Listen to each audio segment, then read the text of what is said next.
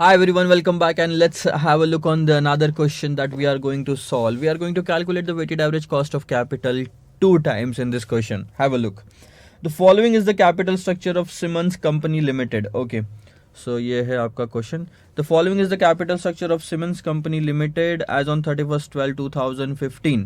Equity share अगर आप देखोगे तो 10,000 इक्विटी शेयर है, 100 रुपए ईच के, और 10 लाख रुपए के टोटल है.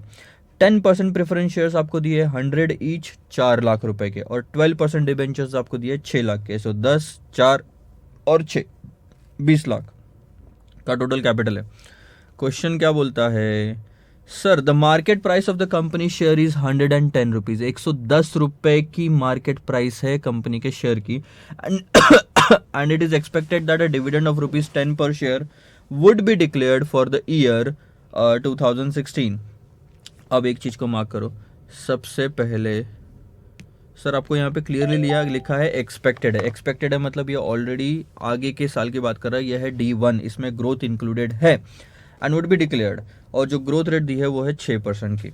अगर company, if the company is in a 50% tax bracket, compute the weighted average cost of capital. पहली चीज तो टैक्स ब्रैकेट में है अगर 50%, तो आप weighted average cost of capital निकालो. और यहाँ पे ये कहानी आपके लिए बहुत ही सिंपल सी मैं बना दूंगा, ध्यान दो.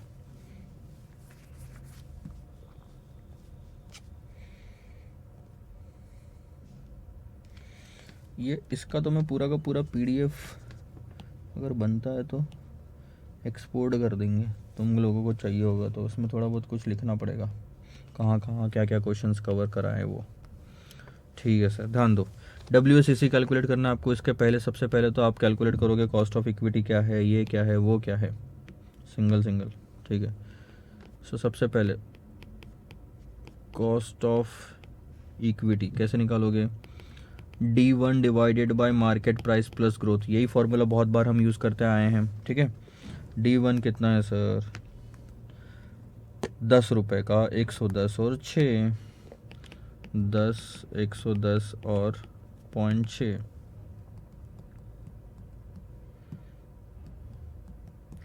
15.09%. कूल.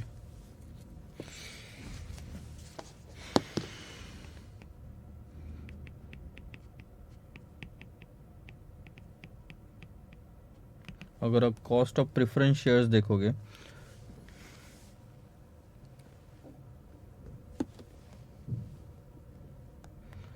सो प्रेफरेंस शेयर्स के बारे में आज सच कोई इन्फॉर्मेशन नहीं है सिवाय इसके कि 10% का प्रेफरेंस शेयर्स है, 100 रुपए की फेस वैल्यू है, और टोटल 4 लाख रुपए 4 लाख रुपए के प्रेफरेंस शेयर हमने मार्केट में इशू किए हैं. सो अब देखो प्रेफरेंस शेयर्स की कैसे निकालते हैं. एक की तो प्राइस आपको दी नहीं है. टोटल प्रेफरेंस डिविडेंड निकालो डिवाइडेड बाय नेट प्रोसीड्स हम निकालते हैं. सो प्रेफरेंस डिविडेंड कितना आएगा, ध्यान देना. सबसे पहले तो 4 लाख की टोटल वैल्यू है, तो नंबर कितने हुए? 4 लाख डिवाइडेड बाय 100 अगर आप करोगे तो आपको पता चलेगा कि ये कितने 40,000 है.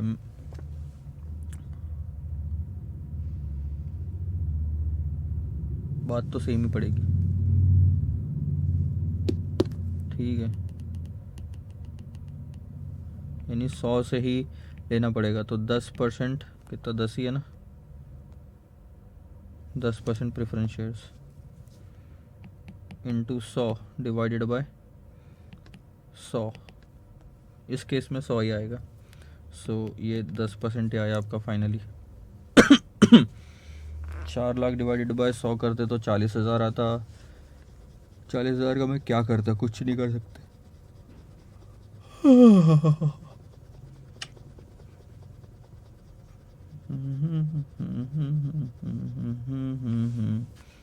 40,000 नहीं आता, 4,000 आता. 40 बाय 4 लाख इज 10%. डिबेंचर देख लो, 12% के डिबेंचर दिए हैं 6 लाख रुपए के. और यहाँ पे भी मेचोरिटी, रिडीमेबल, इरिडीमेबल ऐसा कुछ भी नहीं दिया है. सिंगल सिंगल इसकी प्राइस भी नहीं दी हुई है. सो सिंपल सा कैलकुलेशन अपन करेंगे. 50% का टैक्स ब्रैकेट है, 12% का डिबेंचर्स है. So cost of debt is equal to KD 1 minus tax 12%, 1 minus 0.50, और ये हो गया 6%. So this is KD this is KP and this is KE. आ गए तीनों. अब आप निकाल सकते हैं weighted average cost of capital. Yes sir. WACC कैसे निकालते हैं सर? पहले तो लिख लो सोर्स क्या है. कहाँ कहाँ से पैसा आया आपको. आपको सर इक्विटी से पैसा आ रहा है, आपको प्रेफरेंस से पैसा आ रहा है, आपको डेट से पैसा आ रहा है. सर कहाँ से कितना पैसा आया ये भी लिख दो. 10, 4 और 6. सो 10, 4, 6. वेट कितना होता है इसका फिर?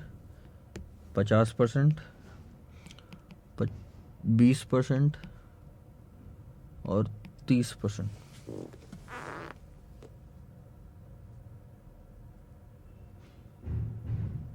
ठीक है, सही बात है. टोटल हो गया 20 लाख. वेट तो आ गया. कॉस्ट हमने अभी ऊपर निकाली है.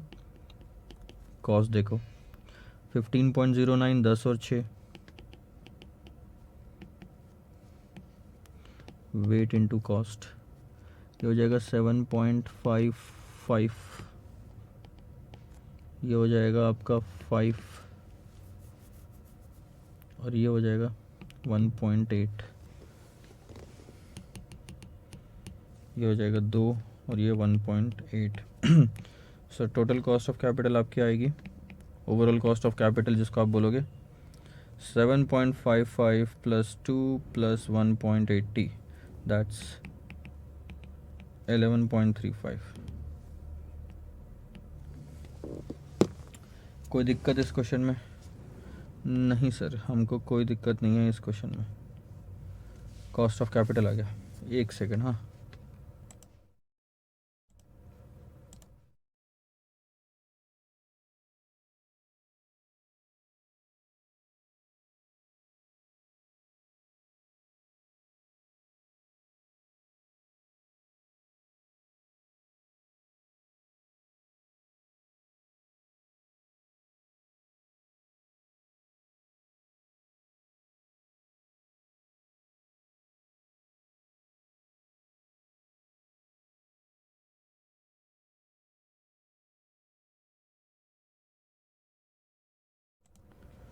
सो सर ध्यान देंगे आप.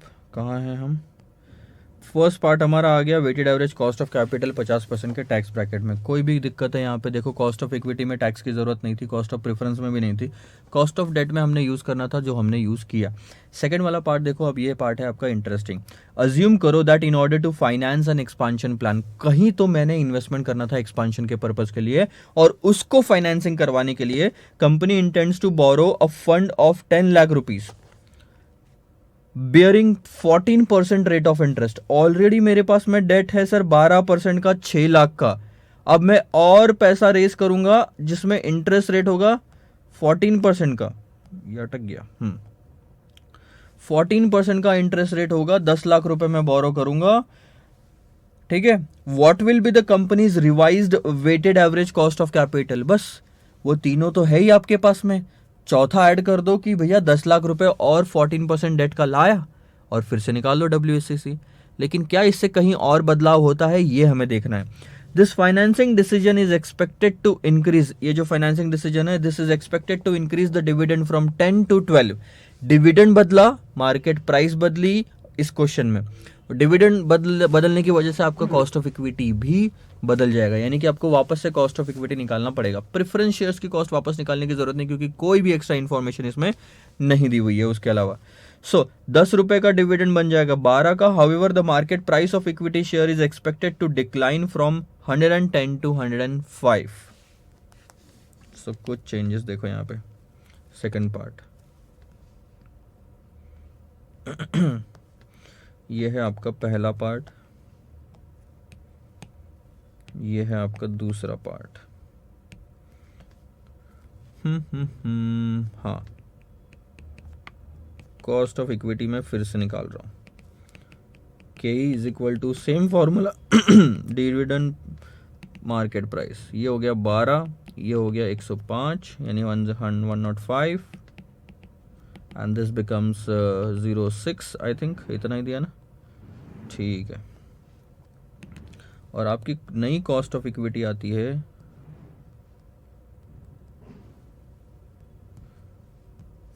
17.43%।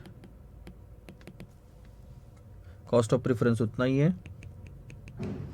कॉस्ट ऑफ न्यू डेट बहुत ही simple, K D is equal to 14 minus 0.5 यानी कि 7%, क्योंकि नया जो डेट हम इशू कर रहे हैं मार्केट में वो होगा 14% का, तो वो उसकी कॉस्ट 7 की आएगी। सो न्यू नहीं बोलेंगे, क्वेश्चन में जैसे लिखा है रिवाइज्ड WACC। क्या क्या है सर हमारे पास? Sources, equity, preference, 12% debt and 14% date.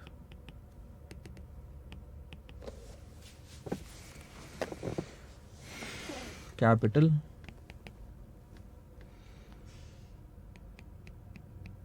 10, 4, 6, 10।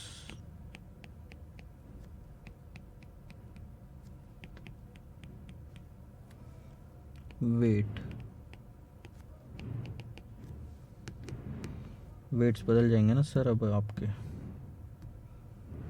0.33, 0.33, 30 lakhs। So 4 lakh divided by 30 lakh, 0.13 and 0.20। सही बात है, ध्यान दो।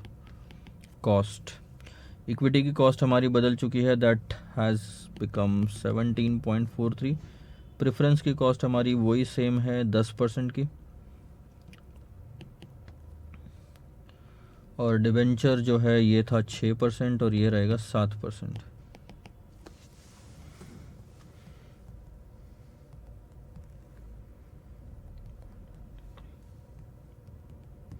ये आ गया 5.75,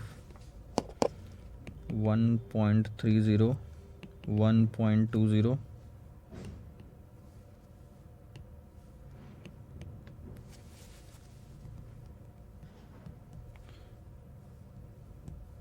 2.31।